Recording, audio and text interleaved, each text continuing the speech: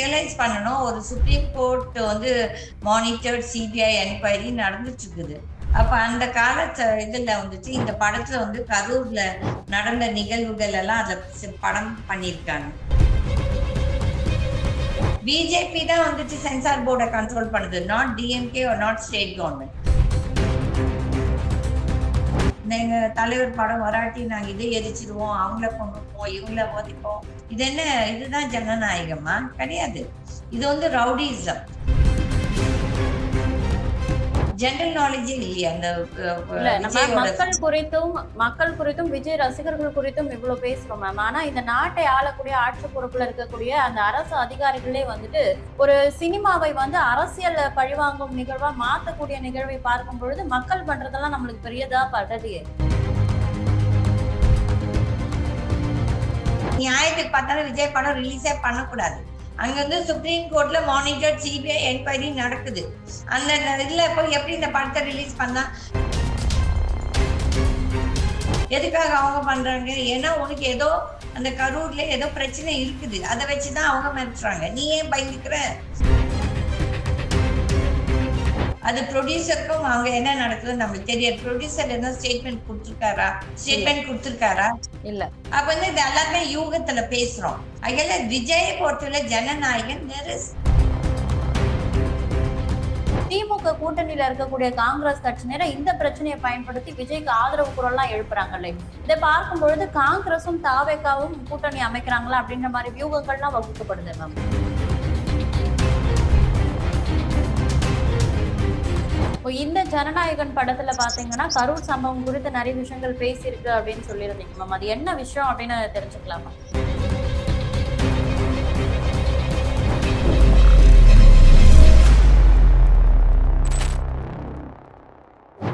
லொகேஷன்ல plots வாங்கி ஸ்மார்ட்டா invest பண்ணணும்னு நினைக்கிறீங்களா? அப்படின்னா உங்களுக்கு பெஸ்ட் ஆப்ஷன் ராகாவின் எம்எஸ்கே மெகா சிட்டி தான். தக்கோலம் அருகிலப்பாடியில் இருக்கும் இந்த பிளாட்ஸ் 600 ஸ்கொயர் ஃபீட்டே வெறும் 4 லட்சத்துல இருந்து தொடங்கலாம். சிஎம்டிஏ அண்ட் ரெரா அப்ரூவ் பெற்ற இந்த பிளாட்ஸ்க்கு மிக அருகாமையிலேயே Thakkolam railway station, express highway, national ஹைவேன்னு எல்லா வசதியுமே இருக்கு.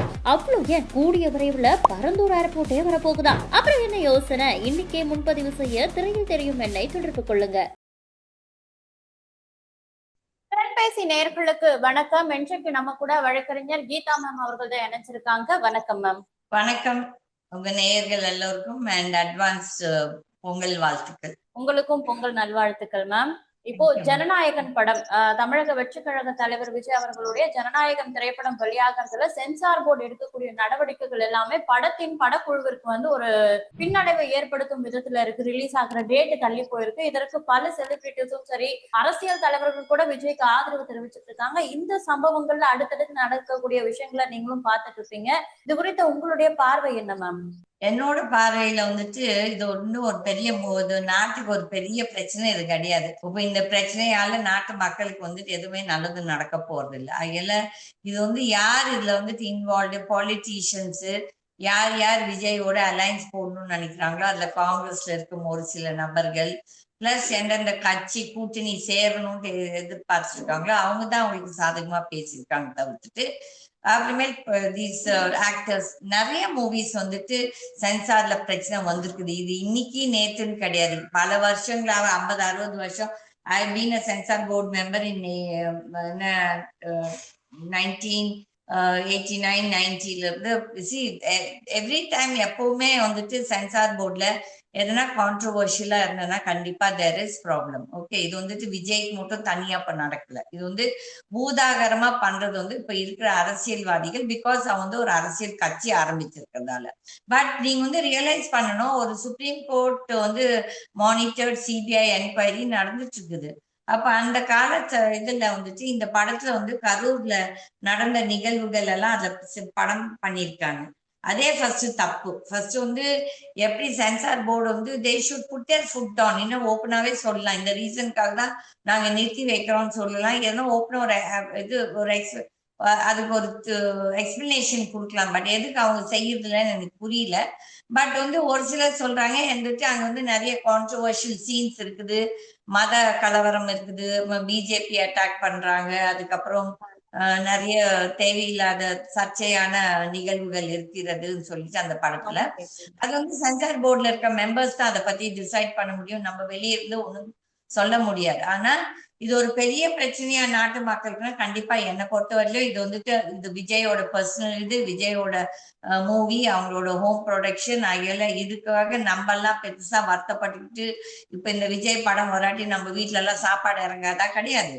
அவங்க வாழ்க்கை நடந்துட்டு இருக்கும். யார் அதை பத்தி கவலைப்படுறாங்கன்னா இந்த விஜயோட ஃபேன்ஸ். இது வந்து ஒரு பெரிய முக்கியத்துவம் கொடுத்து இதுக்காக நம்ம எல்லாரும் வந்து பெருசா விவாதம் பண்ணணும்னா I think it is a waste issue. Because நாட்டுல எவ்வளவு பிரச்சனைகள் இருக்குது, நாட்டு மக்களுக்கு எவ்வளவு நடக்கிறதுக்கு இருக்குது, டெவலப்மெண்ட் இருக்குது. அதில் இந்த ஒரு ஜனநாயகனால வந்து ஒரு பெரிய நாடு வந்து ஸ்தம்பிக்க போறது. நீங்க இப்படி சொல்றீங்க மேம். ஆனா ஊடகங்களை ஓபன் பண்ணாலே வந்து தலைப்பு செய்தியா செய்தி நிறுவனங்களே இதுதானே வெளியிடுறாங்க. அந்த தீர்ப்பு என்னாச்சு, நீதிபதிகள் என்ன சொல்லிருக்காங்க. யாருக்கு காசு சம்பாதிக்கணுமோ, யாருக்கு அரசியல்ல ஒண்ணு இது அவங்களுக்கு ஒரு பிசினஸ் இருக்கிறதோ அவங்க எல்லாம் தான் வருத்தப்படுறாங்க. நானும் ஐ எம் ஆல்சோ பொலிட்டீஷியன், நானும் ஒரு சேனல் நடத்துறேன். பட் வந்துட்டு இந்த விஜயோட இது ஜனநாயகன் பத்தி பேசிதான் நான் மக்கள் மத்தியில நிக்கணுமோ இல்லாட்டி மக்களுக்கு நல்லது நடக்க போகுதுன்னு சொன்னா கண்டிப்பா கிடையாது. This is one of the films. இப்போ வந்துட்டு ஜனநாயகன் மாதிரி எவ்வளவு படங்கள் வந்து சென்சார் போர்டுல நின்று இருக்குது. அது கட்ஸ் நிறைய கொடுத்துருக்காங்க. பட் இங்க டெஃபினட்டா ஒரு காழ்ப்புணர்ச்சி இருக்கிறது. என்னன்னா பிஜேபி தான் வந்துட்டு சென்சார் போர்டை கண்ட்ரோல் பண்ணுது, not DMK or not state government. அதை வந்து பீப்புள் ஷுட் ரியலைஸ். இந்த அரசியல்வாதிகளோ இல்லாட்டி இந்த சினிமா நடிகர்கள் எல்லாரும் மோடிக்கு கேள்வி கேளுங்க, அது கரெக்ட், கேட்கலாம், that is their right. But வந்துட்டு நீங்க வந்து அதை ஸ்டேட் கவர்மெண்ட் டிஎம்கே தான் பண்ணுதுன்னு ஒரு இது கொடுத்தாங்க. இப்போ ஒன்மா சடனா சொல்றாங்க இல்ல டிஎம்கே தான் ஹெல்ப் பண்ணிருக்குது விஜய்க்கு அந்த யூஏ சர்டிபிகேட் கூட வாங்குறதுக்குன்னு சொல்லிட்டு. எது உண்மையோ பொய்யோ யாருக்குமே தெரியாது. எல்லாமே ரூமர்ஸ், எல்லாமே ஒரு புரளி கலப்பிட்டு அது பின்னால சுத்திட்டு இருக்காங்க. அதே மாதிரி இந்த படத்தால் வந்து there's going to be lot of problem with the youngsters. என்னன்னா இந்த விஜயோட ஃபாலோவர்ஸ் அண்ட் ஃபேன்ஸ் வந்து என்ன மிரட்டுறாங்க, எங்க தலைவர் படம் வராட்டி நாங்க இதை எரிச்சிருவோம், அவங்கள கொண்டுடுவோம், இவங்கள ஓதிப்போம், இந்த பேனர் எரிப்போம்னா இது என்ன, இதுதான் ஜனநாயகமா? கிடையாது. இது வந்து ரவுடிசம். சோ இந்த படத்தாலேயோ இல்லாட்டி விஜயாலேயோ வந்துட்டு ரவுடிசம் தான் பெருசா வரப்போகுது. அதுக்கப்புறம் மக்கள் மத்தியில ஒரு டிசிப்ளின் இல்லாம போகுது. ஓகே, இதெல்லாம் வந்துட்டு ஒரு பேட் கல்ச்சர். இந்த மாதிரி விஜய் படங்கள்லாம் ஒன்லி வந்துட்டு ஒரு கெட்டதுதான் கத்து கொடுக்குது தவிர்த்துட்டு ஒரு நல்லது நாட்டு மக்கள் இப்படி இருக்கணும் இப்படி செய்யணும்னு சொல்லிட்டு அவங்களுக்கு அந்த ஜெனரல் நாலேஜே இல்லையா? அந்த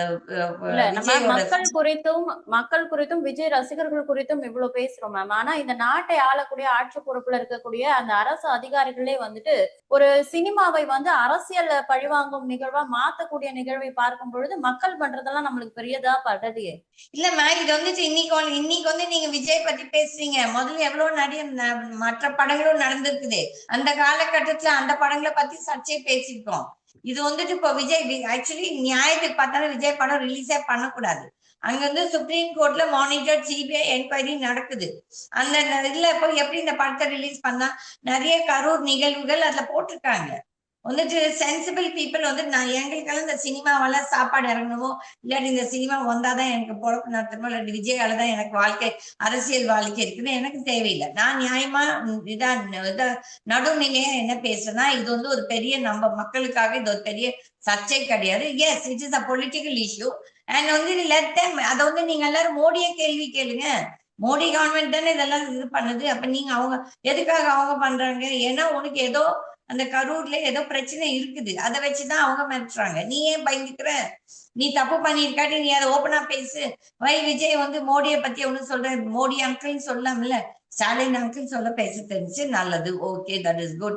அதே மாதிரி மோடி அங்கிள் பேசு, அமித்ஷா பையான்னு சொல்லி ஏதோ சொல்லி அவங்க எல்லாத்தையும் கேள்வி கேட்க வேண்டியதுன்னு அந்த கட்சிக்காரங்களும் சரி அந்த சினிமால இருக்கவங்க எல்லாரும் மோடியை கேள்வி கேளுங்க. கரெக்ட், கேட்கணும், நான் கேட்க கூடாதுன்னு சொல்லல, அது அவங்களோட ரைட்டு. பட் இதுதான் வாழ்க்கைக்கு முக்கியமான, என்னை பொறுத்தவரை இது முக்கியம் கிடையாது. அவ்வளவுதான் நான் பேசுறேன். ஓகே. சொல்லுங்க. சென்சார் குழு உறுப்பினர்கள் பண்ணக்கூடிய செயல்களை கடுமையா வந்து பல தரப்பினரும் விமர்சிச்சுட்டு இருக்காங்க. என்னன்னா, ஒரு 5 பேர் கொண்ட குழு சென்சார் போர்டுல இருக்காங்க அப்படின்னா, அதுல ஒருத்தருக்கு பிடிக்கலன்றதுக்காக அவர் மெயில் போட்டாரு அப்படின்றதுக்காகலாம் இந்த படத்தை நிறுத்தி வைக்க முடியுமா? சான்றிதழ் வழங்காம தடுக்க முடியுமா? அப்படிலாம் கேள்வி எழுப்புறாங்க மேம். உண்மையான சென்சார் நடைமுறை என்ன அப்படின்றது குறித்த உங்களுடைய கருத்து மேம்? நானும் I have been in censor board. எனக்கு எனக்கு ஞாபகம் வந்து அன்னைக்கு வந்து ஒரு ஆபாவானன்னு சொல்லிட்டு ஒரு ப்ரொடியூசர் இருந்தாரு. அவரோட ஒரு பெரிய படம், பெரிய பட்ஜெட் படம் அந்த காலத்துல. ராம்கியும் அந்த இவர் இன்னொருத்தரும் ஆக்டர், அந்த தமிழ்ல கொஞ்சம் அமிதாப் பச்சனோட கற்பா இருப்பாரு. ஓகே. அப்ப அந்த படத்துக்கு அவ்வளவு ஹைப் கொடுத்தாங்க. அப்ப சொன்னாங்க, ஐயோ இப்படி அப்படி போய் உள்ளார போய் பார்த்தா படத்துல ஒண்ணும் கிடையாது, மொட்டை படம். ஓகேங்களா. பட் வெளியே ஹைப் கொடுத்தது என்னமோ பெருசா, என்னமோ அந்த படத்துல வந்துட்டு அப்பெல்லாம் இந்த 70mm அந்த ஸ்கிரீன் மாதிரி. ஓகே, அது ஒரு பெரிய இது. அப்போ வெளியே பேசுறதுக்கும் உள்ளார நடக்கிறதுக்கும் நிறைய வித்தியாசம் இருக்குது.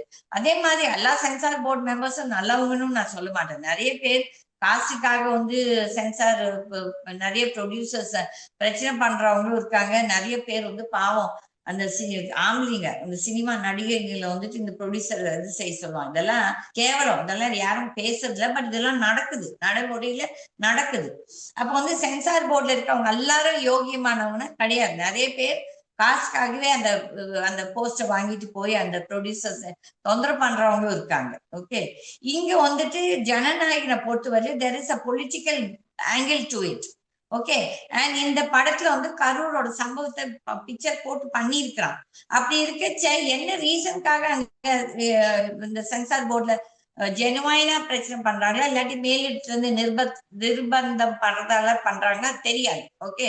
இதெல்லாம் ஒரு யூகம் தான். நம்ம எல்லாம் நினைச்சு இதை பண்ணாங்க அதை பண்ணாங்க. பட் கேள்வி கேட்கறவங்க எல்லாரும் யாரு கேட்கணும் இந்த கேள்வியை?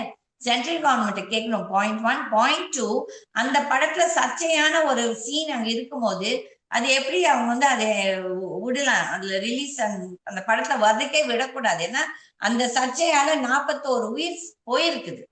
அப்ப Vijay is definitely responsible for that. 41 உயிருக்கும் இட்ஸ் ஈக்குவல் டு கொலை. இத பத்தி எல்லாரும் மூடி மறைச்சிட்டாங்க. புரியுதுங்களா? So here let the Lord to its own thing. But இது வந்து இவங்க வந்து பீனலைஸ் பண்றதுக்காக பண்றதுன்னா அது தவறுதான். பட் இந்த சர்ச்சையான இந்த நிகழ்வு அங்க வர்றதால மேபி தேர் அதுக்காக நிறுத்தி வச்சிருக்கலாம், இல்லாட்டி என்ன கேள்வி கேட்டிருக்கலாம், இல்லாட்டி அதை கட் பண்ண சொல்லிருக்கலாம். அது ப்ரொடியூசருக்கும் அவங்க என்ன நடக்குதுன்னு நம்மளுக்கு தெரியாது. ப்ரொடியூசர் என்ன ஸ்டேட்மெண்ட் கொடுத்திருக்காரா? இல்ல. அப்ப வந்து இது எல்லாருமே யூகத்துல பேசுறோம்.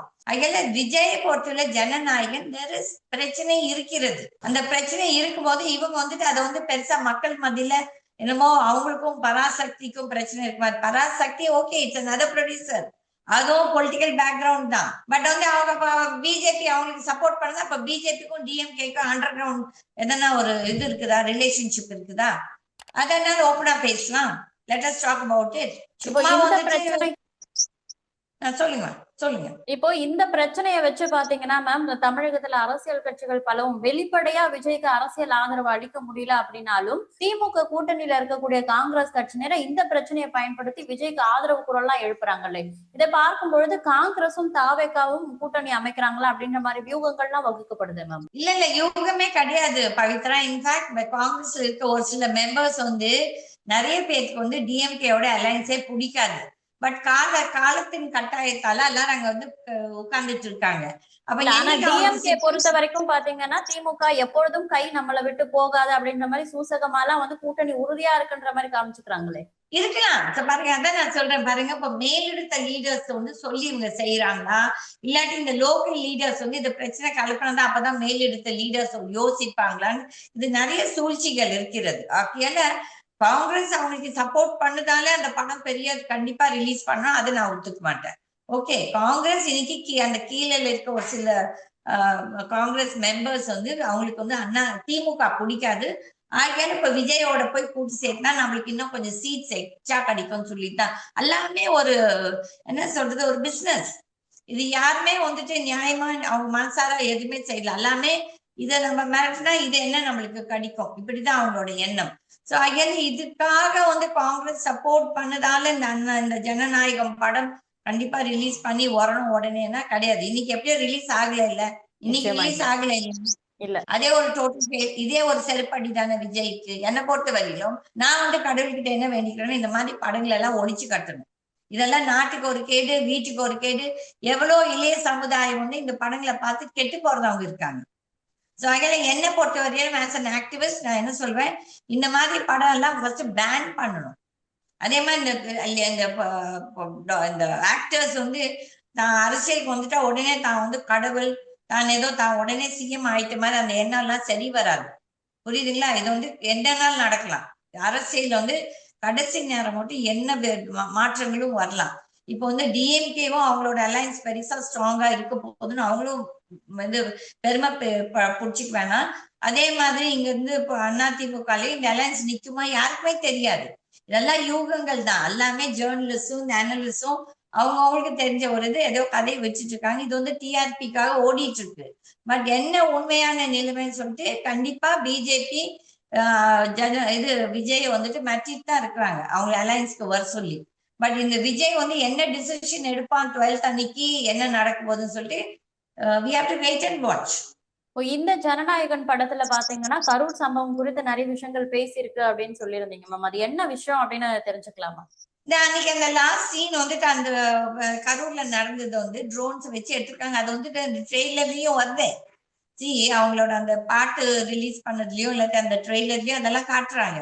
அப்ப வந்துட்டு ஒரு சர்ச்சையான நிகழ்வை நீ எப்படி வந்து படத்துல கொண்டு வரலாம்?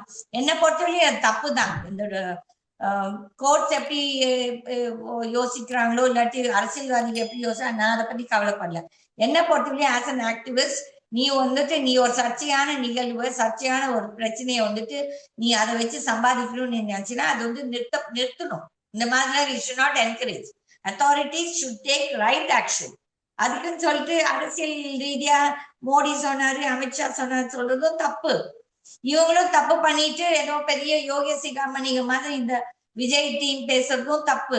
அதே மாதிரி அந்த விஜயோட ஃபேன்ஸ் அண்ட் ஃபாலோவர்ஸ் வந்து இந்த திமிர் பேச்செல்லாம் நடக்காது. It's not good for the nation. நாட்டோட லா அண்ட் ஆர்டருக்கு இந்த மாதிரி திமிர் லொல்லு பேச்செல்லாம் நல்லதே கிடையாது. இதெல்லாம் அங்கங்கே கண்டிக்கணும். But I don't know why the state government சும்மா ஸ்டாலின் எதுக்கு குவைட்டா இருக்கிறாரோ என்ன பெரிய he's a fan of Vijay சொல்லிட்டு டிராமா போடுறாரோ அதுல எனக்கு தெரியாது. பட் ஸ்டாலின் செய்யறதும் தப்பு தான்.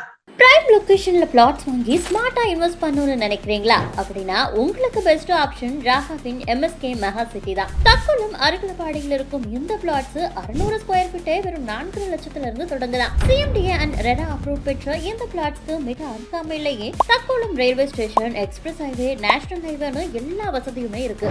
அவ்வளவு ஏன் கூடிய விரைவில் பரந்தூர் ஏர்போர்ட்டே வரப்போகுதா? அப்புறம் என்ன யோசனை? இன்னைக்கே முன்பதிவு செய்ய திரையில் தெரியும் எண்ணை தொடர்பு கொள்ளுங்க.